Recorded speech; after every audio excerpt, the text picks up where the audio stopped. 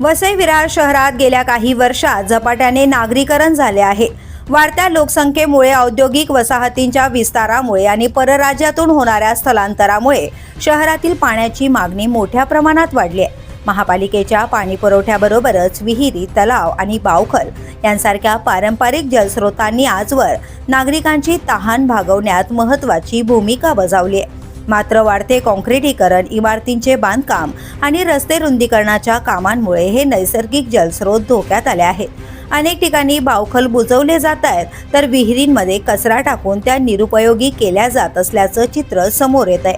त्यामुळे केवळ आजच नव्हे तर भविष्यातील पाणी प्रश्न अधिक गंभीर होण्याची शक्यता व्यक्त केली जाते।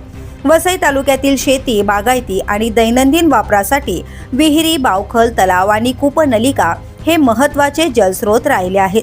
भूगर्भातील पाण्याची पातळी टिकवून ठेवण्यातही या स्रोतांचा मोठा वाटा आहे। परंतु हे स्रोत नष्ट होत गेल्यास भूजल साठ्यावर त्याचा थेट परिणाम होणार आहे। याशिवाय वसई परिसरातील मिठागरे आणि पाणथळ जागा समुद्राच्या खाऱ्या पाण्याला भूगर्भातील थोड्या पाण्यात मिसळण्यापासून रोखण्याचे काम करतात। मात्र या संवेदनशील जागांवर मोठ्या प्रमाणात बेकायदेशीर माती भराव करून बांधकामे केली जात असल्याची बाब समोर आली आहे। द पोलीस न्यूजसाठी श्रीधर चव्हाण, वसई विरार।